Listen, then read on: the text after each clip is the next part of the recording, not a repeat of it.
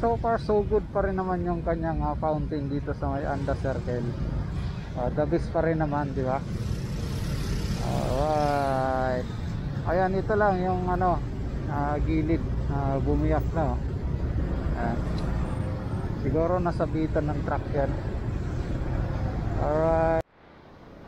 So yan guys, magandang araw sa inyo. Ay, magandang gabi sa inyo lahat guys, no? At ayan, i-update lang natin yung Anda Circle. Ayan, so welcome back sa ating Manila update ngayong gabi. Ayan, so ngayong gabi nga ay let's 16 ng January. So January 16 ngayon guys, at tayo ay mag-update sa may Anda Circle kung kumusta nga ba itong ating Anda Circle ngayon, no? So nandito tayo ngayon sa may Padre Burgos, sa may Ross Boulevard. Pagtawid natin dito sa stoplight, Bonifacio Drive.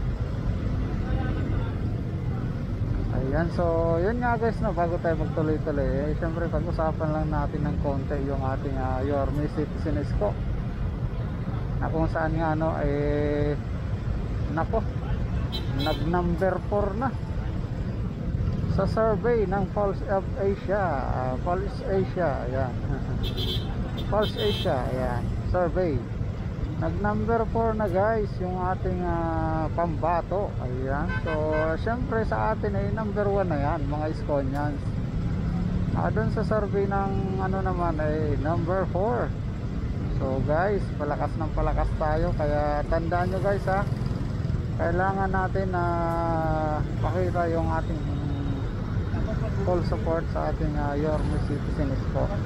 Ngayon pa lang ay atin ay sabit-sabit yung ang kanyang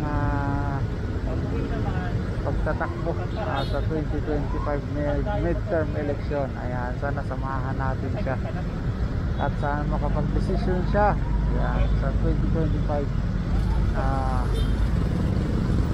tumakbo pa para sa bayan, no? So yun naman yung hangarin natin na sana tumakbo pa siya itong 2025.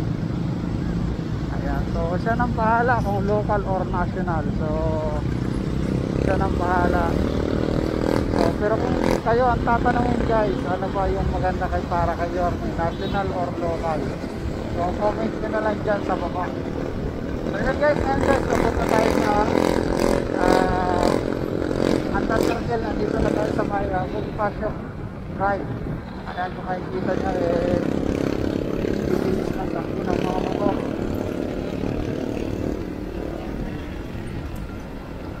Motor dito, hindi kasi talagang patakbo ng motor dito.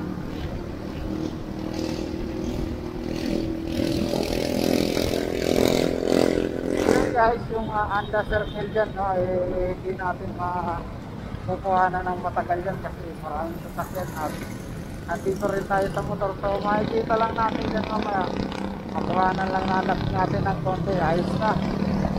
At nakuhanan natin, nakita nyo kung ito ay ayos pa rin pa yung Anda Circle. Ayan, yung kulay niya, ayan, yung fountain. So nakikita natin yan ngayon. Ayan, medyo marami-rami lang yung sasakyan pa ito.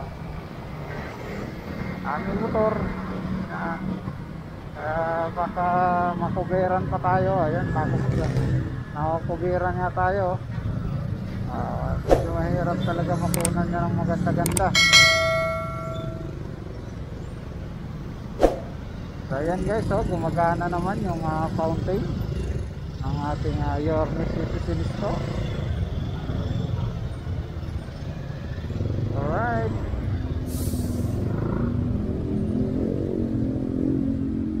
so yun, ayan guys, kita nyo.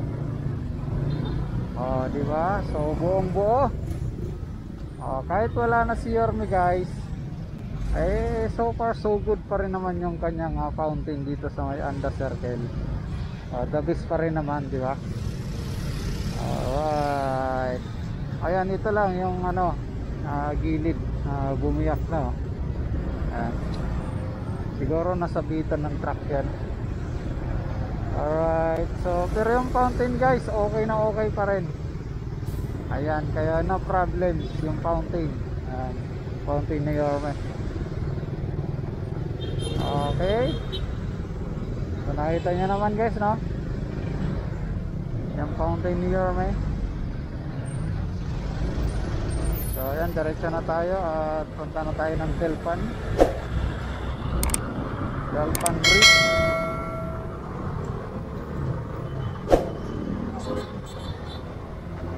Delpan Bridge, Pontang Moriones, Tondo.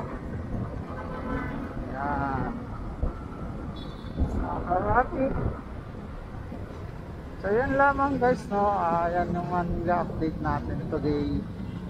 At ayan, syempre kahit saglitan lang yan at